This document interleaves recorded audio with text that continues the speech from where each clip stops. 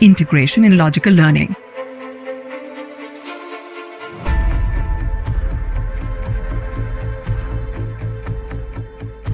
In this chapter, we will be discussing about force.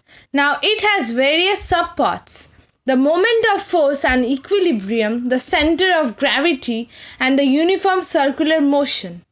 I think we have all read about force.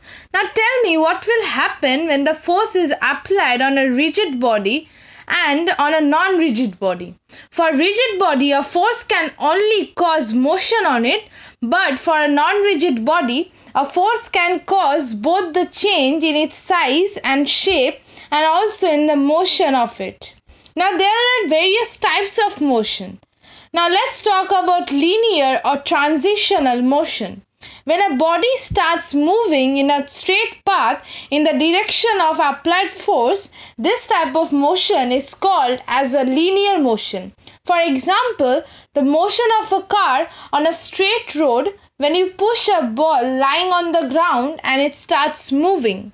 And what is rotational motion? When a body is pivoted at a point and the force is applied on a body at the suitable point and the body starts rotating about the axis passing through the pivoted point, then the motion of the body is termed as rotational motion. Examples: when you tie a stone with the string and you rotate it with the hand, the motion of the stone is a rotational motion. The motion of the blades of the ceiling fan, etc.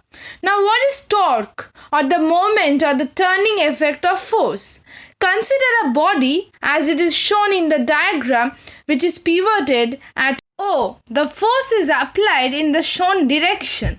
Will that produce linear motion on the body?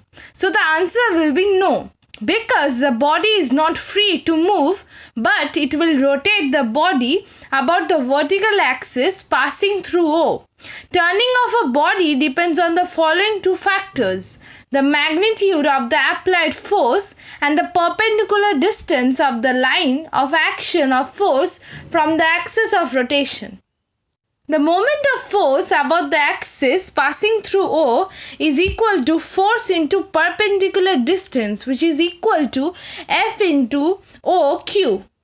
Now we all know that the unit of moment of force is equal to the unit of force into the unit of distance. In SI system, the unit of moment of force is equal to Newton into meter or kgf into meter, gravitational unit.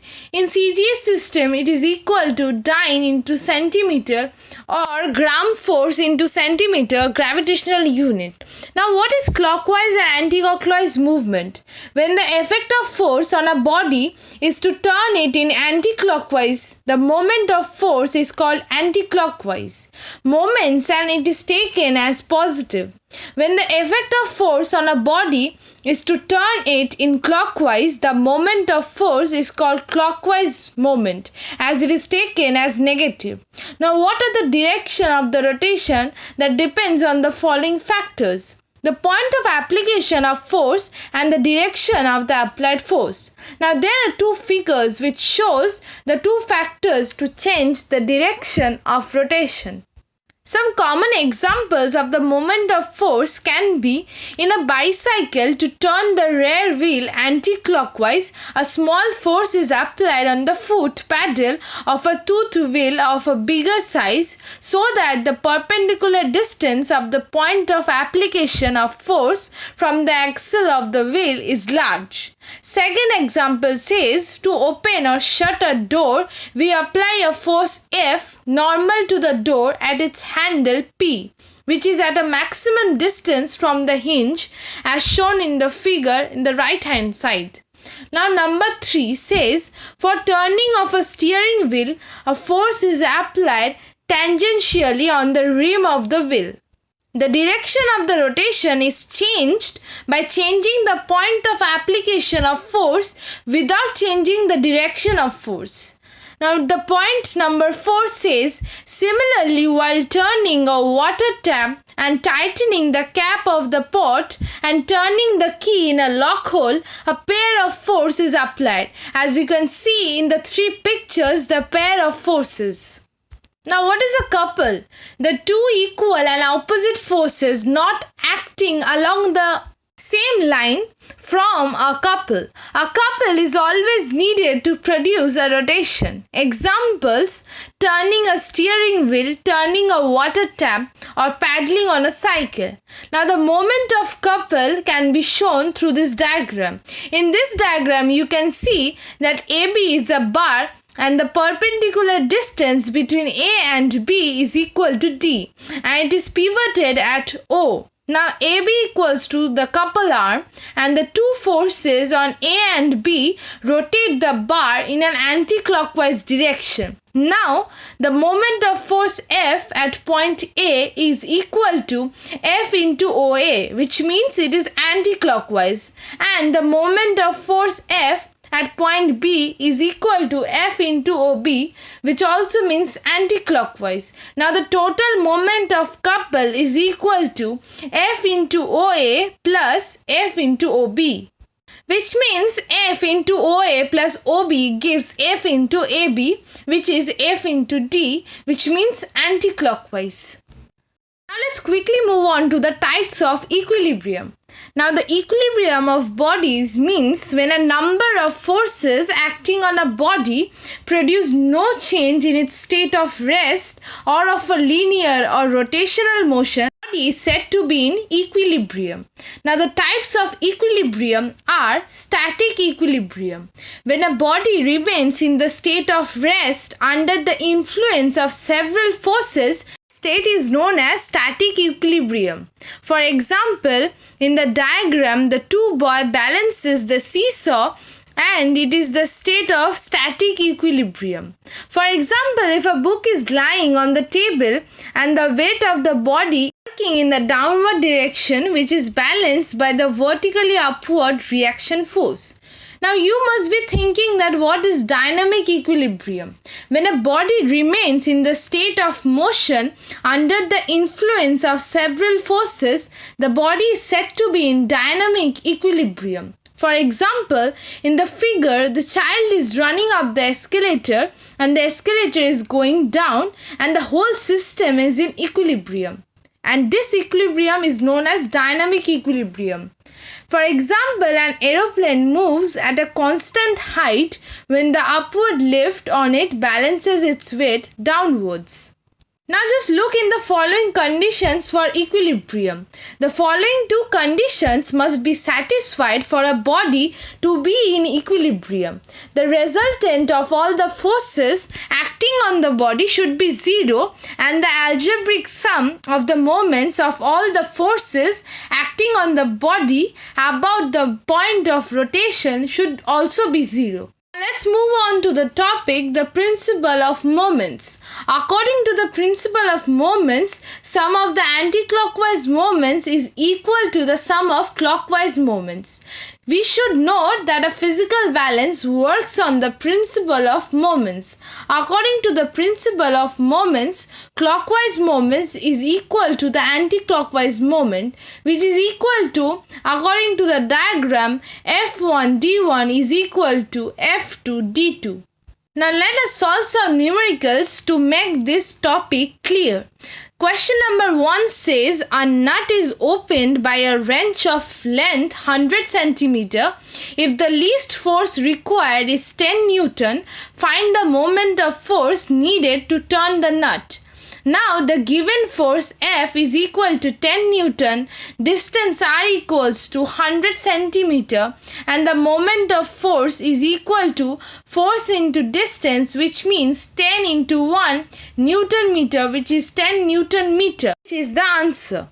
Now question number 2 says, if the diagram of the two forces F1 is equal to 10 Newton and F2 equals to 6 Newton acting at point A and B of a rod pivoted at O such that OA equals to 2 meter and OB equals to 4 meter, calculate the moment of force F1 about O, the moment of force F2 about O, and the total moment of the two forces about O. Now, first of all, you need to write the moment of force F1 about O is equal to F1 into OA, which means 10 into 2 Newton meter, which is 20 Newton meter anti-clockwise. And the moment of force F1 about O is equal to F2 into OB, which is equal to 6 into 4 Newton meter, which is 24 Newton meter clockwise. Now the total amount of the two forces about O is equal to 24 minus 20 Newton meter clockwise, which gives the result 4 Newton meter clockwise. Now question number 3 says a uniform meter rule is pivoted at its midpoint. Now a weight of 50 ground force is suspended at one end. Where should be a weight of 100 ground force be suspended to keep the rule horizontal? Now let's consider the 100 force weight need to be suspended at x centimeter distance from the midpoint. Now in equilibrium, the total clockwise moment about P is equal to the total anti-clockwise moment about A, which means 100 into x is equal to 50 into 50, which means x equals to 2500 divided by 100, which gives us the result 25 centimeter. Hence 100 gram force weight should be suspended at the distance of 25 centimeter from the midpoint. I hope through these examples you can get a clear view of how to do these numericals. Now question number 4 says, on a seesaw, two children of mass 20 kg and 40 kg are sitting at a distance of 2 meter and 3 meter respectively from the middle. Where should a man of mass 80 kg sit to balance it? Now let us consider the two children are sitting on the left arm and producing the anti-clockwise moment about the middle point of seesaw. The total anti-clockwise moment is equal to 20 kgf into 2 meter plus 40 kgf into 3 meter, which gives 40 plus 120 kgf meter, which is 160 kgf into meter. To balance this, the man should sit on the right arm and produce clockwise moment about the midpoint of the seesaw. Let's consider the man is sitting at a distance of x meter from the middle. In equilibrium, the anti-clockwise moment is equal to the clockwise moment. Hence, we can say that 160 is equal to 80 into 6, which means the value of x is 160 divided by 80, which comes as 2 meter. Hence, the man should sit at a distance of 2 meter from the middle on the other side. Question number 5 says a uniform meter rule of mass 100 gram is balanced on a fulcrum at mark 40 centimeter by suspending at unknown mass m at mark 20 centimeters. So, you have to find the value of m and to which side the rule will tilt if the mass m is moved to 10 centimeter mark, and what is the resultant moment now. So first, the weight of the meter rule is working in downward direction through the midpoint at mark 50 centimeter. So first, in equilibrium, anti-clockwise moment is equal to the clockwise moment. So m into 40 minus 20 is equal to 100 into 50 minus 40. So m equals to 1000 divided by 20 gram, which comes as 50 gram. Now the mass m is shifted to 10 centimeter mark and the anti-clockwise moment is equal to 50 gram force into 40 minus 10 centimeter, which is 1500 gram force centimeter. Now the clockwise moment is equal to 1000 gram force into centimeter. Hence the rule will tilt on the side of mass m. Now they also wanted to know the resultant moment, which is equal to 1500 minus 1000 gram force into centimeter, which means it is in anti-clockwise direction. Hence the answer will be 500 gram force into centimeter in anti-clockwise direction. I hope you have understood the video. Thank you.